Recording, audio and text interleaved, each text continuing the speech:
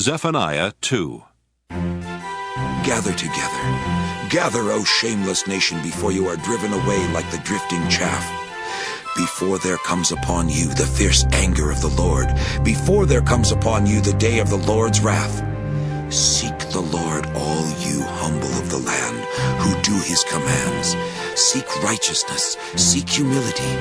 Perhaps you may be hidden on the day of the Lord's wrath. For Gaza shall be deserted, and Ashkelon shall become a desolation. Ashdod's people shall be driven out at noon, and Ekron shall be uprooted. Ah, inhabitants of the seacoast, you nation of the Kerethites, the word of the Lord is against you, O Canaan, land of the Philistines. And I will destroy you until no inhabitant is left. And you, O seacoast, shall be pastures, meadows for shepherds, and folds for flocks.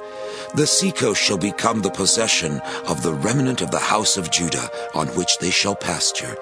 And in the houses of Ashkelon they shall lie down at evening. For the Lord their God will be mindful of them, and restore their fortunes.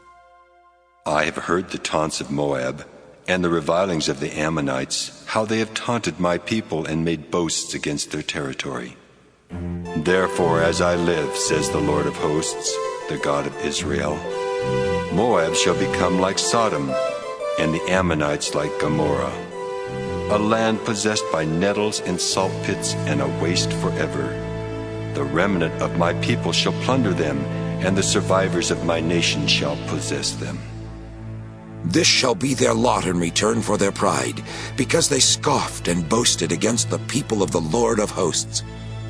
The Lord will be terrible against them. He will shrivel all the gods of the earth, and to him shall bow down, each in its place, all the coasts and islands of the nations. You also, O Ethiopians, shall be killed by my sword.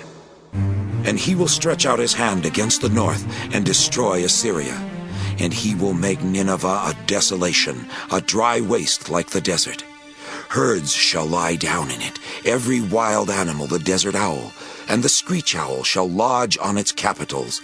The owl shall hoot at the window, the raven croak on the threshold, for its cedar work will be laid bare.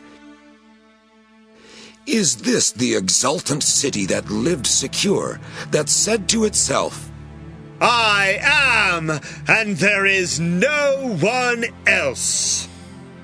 What a desolation it has become, a lair for wild animals. Everyone who passes by it hisses and shakes the fist.